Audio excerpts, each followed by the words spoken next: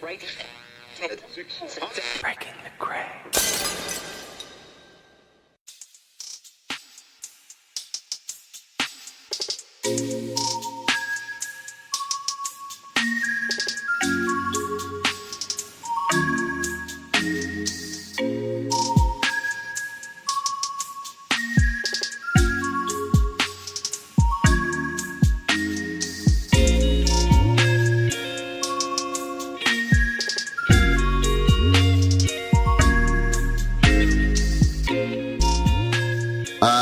Wow. Sarah, it's great to see you. Oh, and you know what? I'm enjoying now that our podcast tools that we use tell us what's happening on the screen versus us guessing. So I'm happy about that. But also I'm noticing that you're pulling a little bit of an Amy Winehouse on us here with your microphone. Yes. This is it. I have to compete with your loud, booming voice, Russ. So I'm kind of compensating. And the nasal part of it too. I didn't realize how nasally I was until I listened to the podcast. And my wife was like, "Is that really you?" And I'm like, "Yeah." She's like, "Wow, you sound like you're talking out of your nose." And I was like, "I can't help it. It's what God gave me, you know." I'm missing you, Sarah. We saw each other in person about a month ago, and I'm still missing you. So I hope all is well with you. Yes, it was all too brief, the trip to the States, back to the UK. We've actually got some really brilliant sunshine today, so all good. But don't worry, I'll be back stateside soon. That's a little the plan. heat wave today, right? A little heat wave Mini going on. Heat wave. Yeah, that's what we have in it. Mini heat wave. It means 2 days for the whole summer, but that's it. We're embracing that. Global warming for you is 2 days. Yeah. The rest of the world, it's every day. Well, I'm excited today. I will admittedly tell you that when I see a guest on our calendar, I try to do some prep work, and I exercise like crazy over the weekend. I was very proud of myself. I was like, I'm going to get some exercise. I saw Rewire Fitness. I'm like, I'm in it. I'm doing this. And then the last 2 days, I haven't done anything. I've slept poorly. I'm eating a little bit better, but I'm excited for our guest today. Who's joining us, Sarah? Yeah, I'm excited to. Again, this is one with the very few times we have a stranger on with us. So I'm super excited to meet you, Ed, because we haven't met yet. And we're going to talk about Rewire Fitness, amongst other things. And the reason why I think it was very interesting to see your offering and what you're doing is, for a start, we're always talking here about self-measurement and how do you do that. And the second thing was your focus on kind of the mental side of performance and fitness, because we do on the show talk a lot about what you can do and how you can do it. And later on, we're going to be talking about, certain segments like how do women specifically exercise, but we haven't really so much talked about mindset. So I'm hoping that's something we can delve into a little bit with you. And we're just super excited to have you on. So thank you so much. Thank you so much for having me, and it's great to meet you both as well. I'm really excited to be here today and to be talking with you. I think it's going to be a great chat. Yeah, Ed, we like to start our podcasts kind of going into some of the basics of what you do and really understanding, what is your biohacking superpower, your bio superpower, but really learning the basics, because I know our audience is really interested in like getting started, not being an expert. And then Sarah's here really because she is an expert at pretty much everything. I've learned everything in my life in the last 3 years from Sarah, including how to speak more eloquently. Yes. But Sarah's the expert here. So if we'd like to kind of advance the podcast and talk a little bit more about some of the interesting things you're seeing, some of the great innovations that are happening within your space too. That would be awesome. So what is your biohacking superpower? What is it here that you want to share? Yeah, we have built something pretty awesome at Rewire. Built a mental fitness app for athletes that helps them reach their full potential and avoid burnout. So we do that through providing solutions for improving readiness, recovery, and resilience. And it really puts the mental aspect at the forefront alongside the physical component.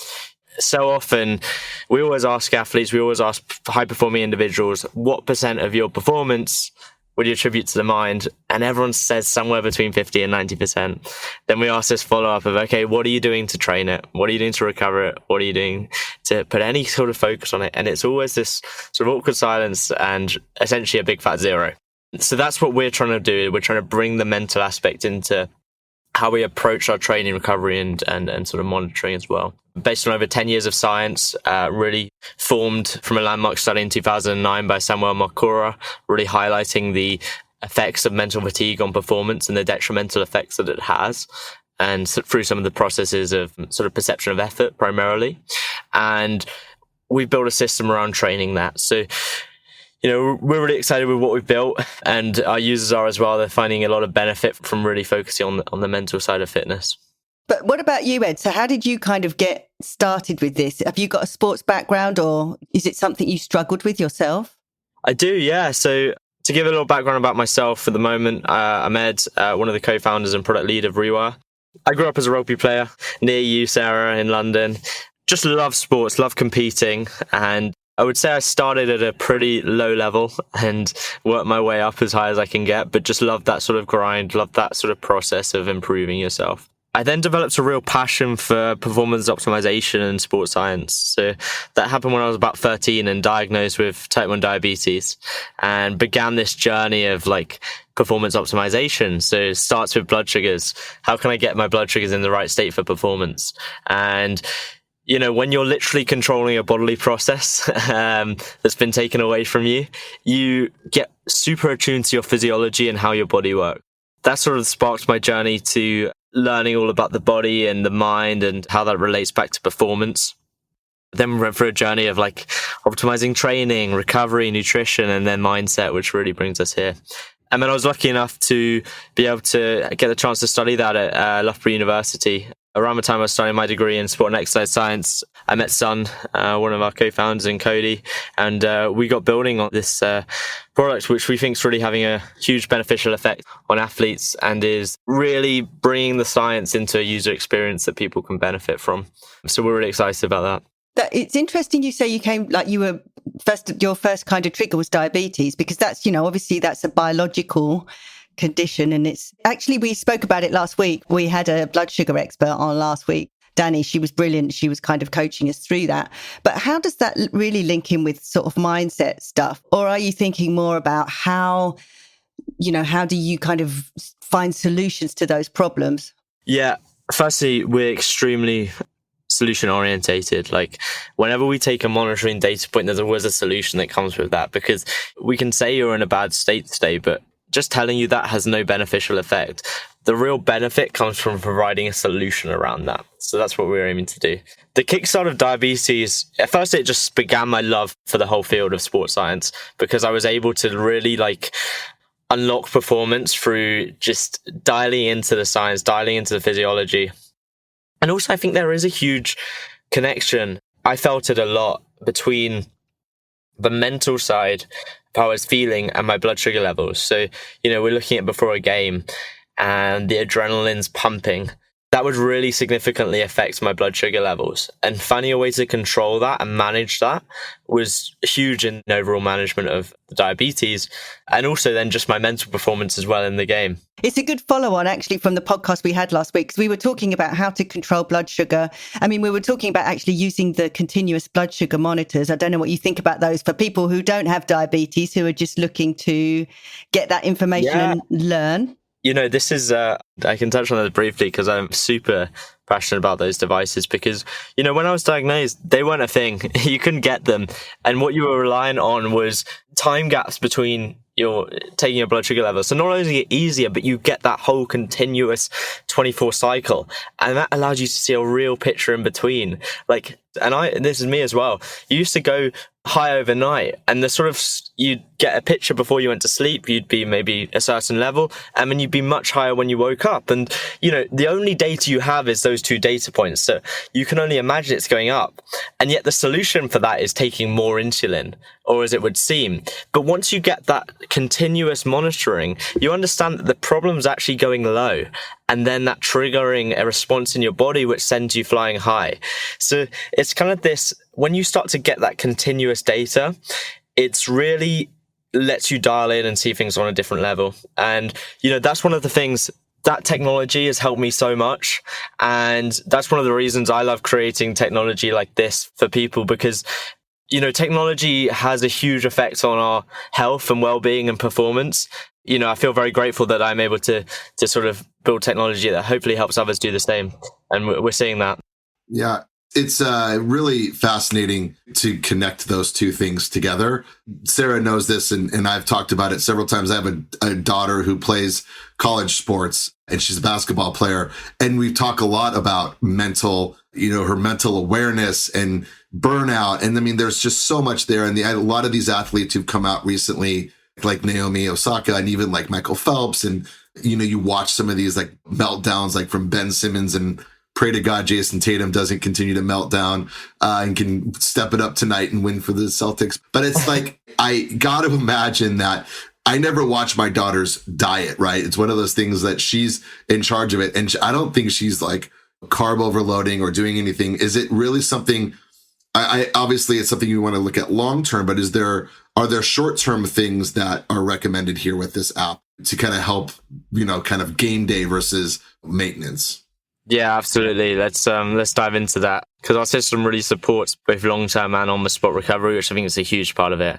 And just whilst you mentioned it, yeah, I got my fingers crossed with you as well.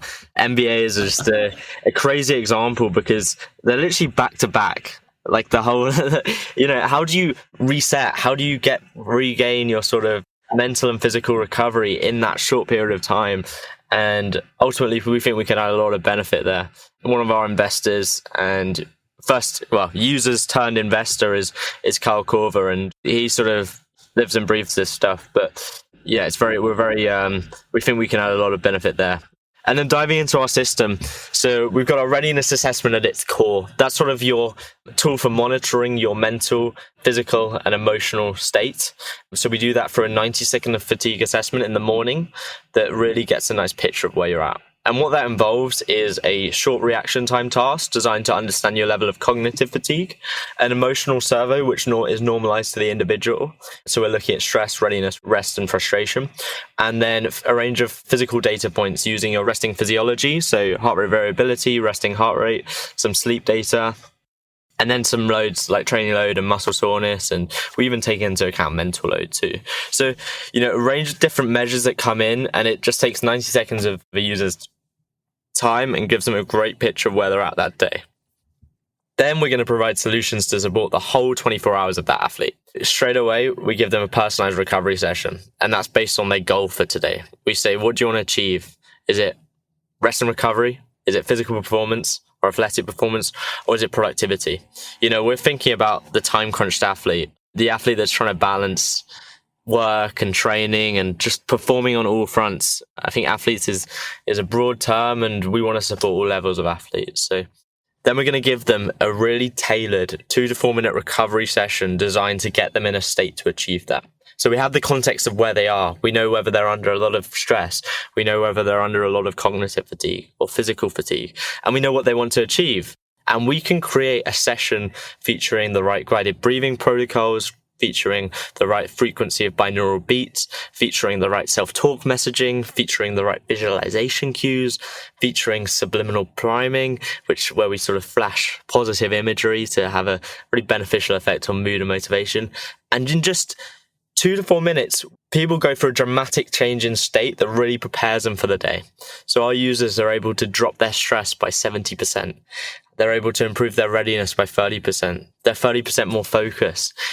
These are some of the stats we're getting, and it's really exciting to see that in just a short period of time. And then throughout the day, throughout the whole 24 hours of the athlete's day, we're going to provide solutions that's going to support them. So if they've got, a big meeting, we're going to come, we've got sessions to help them prepare for that. If they need to unwind after work and prepare for their workout, we've got sessions designed for that. If they need a post-workout recovery session, we'll literally pull their data from Strava and create a session around their state that's designed to help with post-workout mental recovery and prepare them for physical recovery too. And we've got sessions designed for sleep and preparing you for sleep. So really throughout the whole athlete's day. And then Russ, to your point as well, those are sort of on the spot tools. And we also developed a neurotraining system, which is based on the research. A paper by Stiano in 2015 really highlights the beneficial effects of this, where they used brain endurance training on participants who did a time to exhaustion test, which is a brutal test.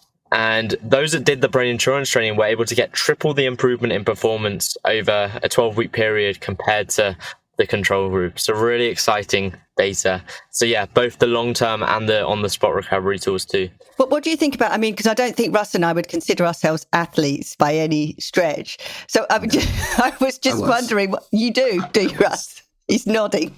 I was. You were. I was, and then life smacked me in the face. You know, well, I I'm not trying to disparage you or say that you're not an athlete, Russ. Maybe you are out there running track every day. No, are you? No, you're not. No, not at all. Not at all. No. But to your point, yeah, go ahead, Sarah, because I think it's well, I was just going to say, because I have been given your app to try. You know, I've been given your app, and I must admit, I only downloaded it today because I was like, oh, I'm meeting the guys today, so I must see what it's all about. My first question is, can I link my Aura? Because that didn't seem to happen automatically, because that's where Russ and I are kind of unpaid Aura affiliates at this point, because we're using. And then my second. It was quite interesting because even though I'm by no stretch an athlete, just sitting down, I did the test and it was quite interesting to see my reaction times. And obviously it would be cool to test that against other hacks that I'm doing.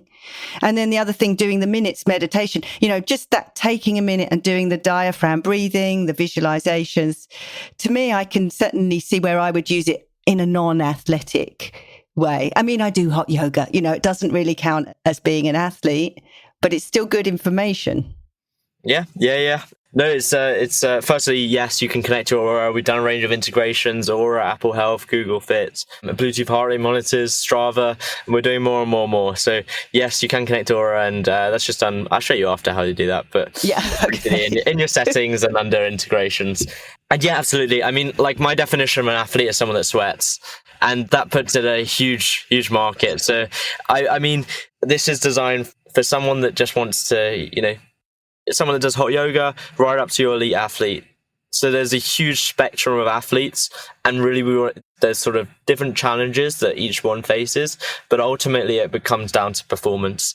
And for me, that's a balance of, you know, by no stretch am I an elite athlete by any stretch, but I love to train, I love to get my body working. And yeah, we're building a startup here, and it's highly pressured and highly stressful, and, you know, managing those stresses from different fronts. I think there's a huge amount of benefit we add to the time crunched athlete, which I would put myself in the category of. But I think, you know, that's someone that's trying to balance work, stress, family stress, training, like all these different parts of our lives, all these different performance elements that come in. And, you know, even for the executive alone that doesn't, you know, that might maybe someone that doesn't do any physical training at all, there's a huge amount of benefit it still adds on the sort of performance front, because understanding the cognitive fatigue you're under, understanding the stress you're under, they all form into how effectively you're going to perform in that day and the sort of decisions you're going to make. So the more solutions we can provide around improving your performance on all fronts, that's really where the value comes in. So I have a very broad definition of an athlete, but I think it's, you know, it's a lot of us fall into that category without knowing, and maybe it's something we, you know, it seems like this high up term, but really, like, I think we can all associate with some level of performance. It's cool. Yeah. I was going to add to that. I have the app and it's playing in the background. My guided breathing session is going, but I appreciate the connection between mind and body. I think it's incredibly important. One of the things my daughter and I have talked about is really her focus. And one of the things when she got to college, the biggest difference in training was connecting the mind and the body, not just body, right? Like a high school player, you know, it's all body, you know, you're just sort of reacting and going. But when you get to this place where there's such a marginal difference between you and the next person, or you and the next person that you're guarding, it really is a mental thing, right? Like, you have the physical capabilities, but it's now a mental game. I'm curious, when you think about some of the tips you take away, like, what are some of those very kind of quick and easy early tips that you'd give someone that's just really getting into this, of like how to connect those two things together? And like, where do you start when you do this, Ed? Like, what are some of the things you would suggest for starters? Yeah, absolutely. I mean, I think one of the best things is just having an understanding of the importance and sort of where you're at each stage, checking in with yourself. That's one of the main reasons we built the readiness assessment, to give people that tool to start to get attuned to their body and their mind and their emotions, and start to get into a state where they can really understand where they're at and make solutions off the back of that. The other thing I really like in terms of starting to understand that mind-body connection, and, you know, it can be sort of, it's a really interesting one, but Like when you start to look at the process of guided breathing and how that's affecting, like, it's one of those few ways we can actually control parts of our body. Like we can literally sit there and change our heart rate through guided breathing. We can change our stress levels. We can change how motivated or prepared we are for performance. And it's when you realize that that's one process that you really have control over. Like if I was to say to you, like, increase your heart rate, and you're just sitting there, just trying to increase your heart rate, how do you even do that? You can't just go, right, heart, let's get a bit faster here. You've got to work through that process. And, you know, breath work is sort of one way we have that connection over our body. And so I find that fascinating, and I think that's a great place to start. With that in mind, one that I love is box breathing. So inhaling for 5 through your nose, holding for 5, exhaling for 5 through your mouth, and then holding for 5. And that's you can start with 4 seconds as well, but the key is really just the equal nature of each hold and inhale and exhale. Great tool. I'm interested what people think about that. I mean, Russ, what do you think about your daughter? Would she associate like doing this? Because some of the things to me seem a little bit out there, you know, like the binaural beats. I mean, I'm totally into it because I'm doing all the biohacking stuff, but I can imagine like a young athlete like Russ's daughter is like, we want you to sit and listen to this. You know, would she be into that? And, you know, do you get kickback on that? Like, why would I do it? I would say, though, I think that it goes back to this, like, when you're in high school, there's a clear difference between good and great, right? When you get to the next level, there's very little difference between great and great, right? And so I think anything that gives you an edge, and I watch NBA players, NFL players, like, anything to give them an edge. And what you're saying here, it sounds like, is that the mental, like, there are mental tricks. I mean, you watch baseball players take a deep breath before they pitch, or they just give up a big hit. You watch them take a deep breath before a free throw, the basketball player. So like, it's the breathing. If you can learn how to breathe effectively, you can actually calm yourself down and bring yourself down, it sounds like, right? My daughter would definitely do it. I would do it. I'd do it in a meeting where I'm like, I cannot believe that person just said that. Let me go breathe a little bit. Would you listen to the binaural beats? Would you just take 5 minutes and do the binaural beats? Well, that's absolutely. Cool. It's cool. Yeah. And Ed, what do you think? What response do you get from people who are doing it? I mean, do you get people who actually make that connection? Yeah, it's so we're trying to put a big focus on education, because you guys know what binaural beats are, but you know, it's a new protocol. Same with binaural priming, it's a new protocol. It really comes down back to what people are concerned about. And Russ, sounds like for your daughter, that's, you know, along with a lot of athletes, that's performing. They want to perform well. They want to advance to the next level. So really, when you break it down into that terms, it can be a huge, you know, and people start to understand that it's really going to have an effect on this and that.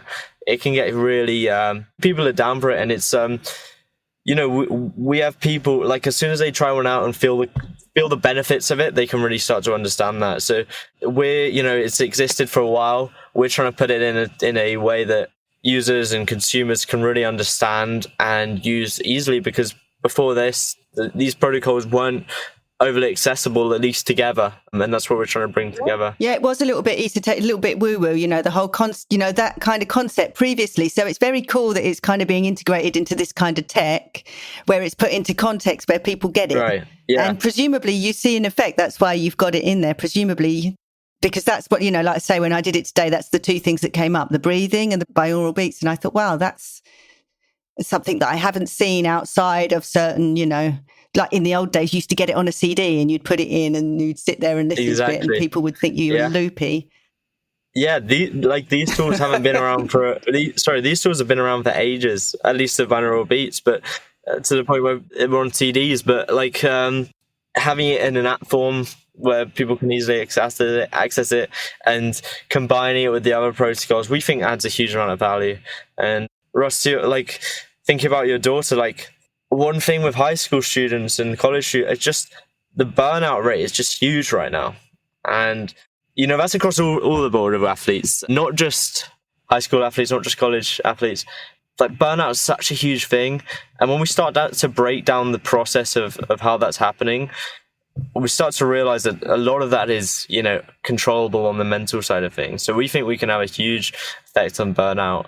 People taking a more manageable approach to training, where we focus on their mind, focus on how they're, you know, preparing mentally and physically, how they're recovering mentally and physically. So we're really excited about adding some value there. I was reading a little bit in preparation about some of the comparisons and tactics that you're pulling from Navy SEALs and sort of like some of the more advanced pieces here. So as you know, we're downloading the app, everyone's using it. People are learning how to breathe, binaural beats.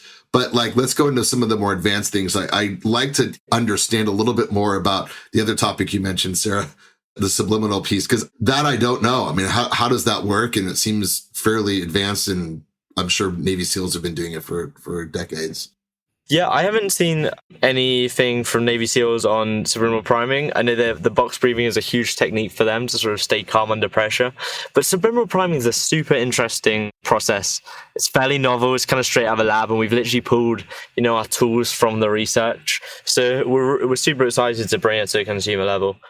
Essentially, it's kind of built on this philosophy, and I'll dive into the science too, that, we're social animals and we respond well to positive imagery. If I was sitting here the whole time and, flat face, not responding emotionally at all, I think this would be a much more difficult interview than if I'm there smiling and engaging and giving you my full attention and smile. So we know inherently that how powerful a smile can be. It has a huge effect on our mood, our motivation, and our perception of effort, which is such a crucial mechanism. So what we're doing is we're flashing positive imagery subliminally at a really fast, quick rate. And what that does is it really improves our mood, motivation, and, as I say, perception of effort. And the perception of effort is such a crucial piece here, because when they look at why mental fatigue impacts performance, it's not for a process of, it's not for our physiology, it's not for our musculoskeletal system, it's for our perception of effort. And one way I like to look at this, I did this a lot in the lab, in sports science labs, but people might have experienced this at the gym if they've got a personal trainer or something like that. And if you're on a treadmill and, you're asked to go at what you think is max effort, and they say, okay, what level are you at? What RPE are you at? And there's two scales. There's a 10-point scale and also a 6 to 20 scale. But let's just look at the 10 scale. If you respond back and say you're at 10, you can't go any harder. But the second someone implements some tools to reduce your perception of effort, be that self-talk, be that visualization, be that subliminal priming, be that some external, in the labs, we would get people on the side of a Wingate test, which is brutal. And to do it, you have to have people screaming, cheering you on from the outside. And the second you do that, you're able to go harder. But hold on, you were just at a 10. You couldn't go any harder. So what's happened there is you've reduced your perception of effort, and that's then allowed you to push harder. So you're still at a 10 because you've sort of gone through that process of reducing your perception of effort and then allowing you to push yourself harder physically. So a lot of the tools we use are working through this process of perception of effort and reducing that. And that's a crucial part. That's fascinating. Yeah. I was going to quote Nigel Tufnell from Spinal Tap and just say you're taking everyone to 11 at this point. Yeah. Exactly. But that is so fascinating of it's like your max is no longer your max. You're like, I maxed out at 225. Well, actually, it's really a fascinating thing. The subliminal priming. It's a hack. It's a true hack. Yeah, it's a true hack. It's a perception hack, isn't it? Yeah. Yeah, carry on, Russ. Sorry. Well, the subliminal priming piece is really interesting. I mean, I've seen many of a psychology and many TV shows and that actually do it. I'm wondering about those athletes that thrive on the negative energy, right? Or those that thrive on negative energy. Can you actually rewire someone's brain? Someone who likes to go into a visiting crowd and loves to hear them, yell how much they hate them and gets energy off of that. I imagine, what happens to that? Do you know any of these people, Russ? Well, his name's Draymond Green. He plays for the Warriors. There are many, but there are players that thrive on the hate, right? That thrive on sort of that negative energy. I mean, and there are many people that live their lives getting negative energy. So can you really rewire someone's brain to start to look at smiles and be like, oh, that's giving me, I feel better because of that? Am I being way too literal? Yeah, I think it's a really interesting one because as we think about resilience, these are kind of things that get in the way. I would sort of question whether it's a direct mechanism whereby he's, responding to those boos and whatever, and that's having an effect on his performance, or what he's able to take those and transfer that into that's having an effect. So, When we look at resilience, it's a huge piece of that is sort of overcoming challenges and having a great ability to overcome those. You might go out you might have prepared for a marathon and it turns into a super hot day and you're struggling like crazy because you haven't this is a challenge you didn't sort of anticipate, but having sort of some of the tools to be able to reset and refocus and just have a level of resilience to train that. And that's kind of and push through that. That's kind of some of the pieces we're trying to push with the neurotraining system, developing our ability to be resilient and strong in the face of challenges and adversity. Yeah, it's having a strategy. Maybe that guy's strategy is, this is the worst it can, bring on the worst it can be. And then that's it. He's dealt with it, hasn't he? He can't be put off by any of the booze because he's already had it all. And all of this is what you're telling yourself, right? And we've learned a lot on our podcast about how we actually speak and talk to ourselves. But if I'm telling myself, I think when you're right, when you're a marathon runner and you're at mile 20 and you're just like, I'm not going to make it, I can't do it. You're not going to make it and you can't do it, versus finding that next place to take you to that next level is super important. So yeah, it's really incredible. And I find great value in these tools, not just like what you said, not just for athletes, but for everyday life, is finding those connection points so you can read your body a little bit better and teach your body a little bit better too, through your mind. Yeah, and understanding how things have an impact on you. If you've got up and you've sat all day in front of the negative news and then you're expecting yourself to go and be the most functional at work, that might not be the best, it might not be the best way to mentally prepare yourself for the day. I think the good thing about these tools is it gives you that awareness. Okay, if just seeing a positive image just flashed up for a second is going to have this effect on me, it's probably best to prepare myself for the day in a more productive way. And you're right, Sarah. It does prove a point. Maybe watching negative news is the exact thing it's doing, is giving you the negativity, versus, is there anyone doing positive news? I want to watch, let's watch a bunch of subliminal priming TV shows. That might be our next venture. With the app. Yeah. At least with the app, it flashes up affirmations and things, which is also cool. Because again, it's kind of taking it. I mean, God, remember when you used to go to work and they had those awful pictures of a cat, hang in there or whatever it was. But at least you're kind of seeing this kind of reinforcement. I think it's just a modern day way of those inspirational posters do you know what I mean? Because I can't remember what the one that flashed up for me today. It was something like, never ever give up. And I was sitting there thinking about, some challenge at work. And I thought, yes, I'm not going to give up on this one and just get on with it. So I think there's huge value in just these small things that maybe you kind of write off. But actually, the effect on your mental capacity could be huge, and it could be the difference between. And Sarah, you're totally right. And I definitely on my Instagram have stopped following influencers and started to follow more of the Ram Dass's and more of the influential, that one positive thing I can get in the morning. It really helps me, versus seeing another influencer traveling somewhere where they're probably not. They're probably green screening it, but it does help. It does help.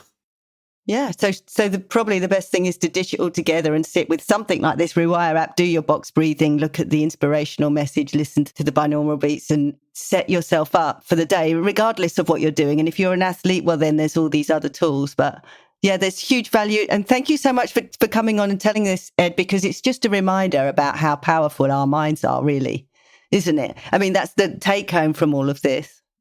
Ed, where can we find everything? Where can we find your app and all the great ways to find it? Yeah, sure. So on the App Store or Google Play, just look up Rewire Fitness. Just launched our new freemium app as well, so you can sign up completely for free and then get access to some of our core features. And yeah, if you want to check us out on Instagram, that's at Rewire Fitness. If you want to read our website, which has a ton more information, just look up rewirefitness.app. Beautiful. On the internet. Thank you so much. This has been super helpful. I immediately sent a quick text to my daughter and said, download it now. So, which means she won't download it. So thank you. You should have said don't download it. Yeah, don't download it. Don't download this app. Whatever you do. No, please do download it. Please do download it. She will definitely download it, and we'll get you some feedback. But no, it's super helpful. Really appreciate it. It's awesome stuff. Awesome. No, thanks so much for having me. I've really enjoyed this conversation, and great to meet you both as well. Thank you, Ed. Take care. Thank you. The Rebel Scientist podcast is a Breaking the Gray production, hosted by Sarah Turner and Russ Eisenman. Audio production by Dave Visaya and the podcast engineers. For more information and for our biohacking shopping guide, visit rebelscientist.com. To hear more incredible Breaking the Gray production podcasts, visit breakingthegray.com. That's gray with an E. breakingthegray.com.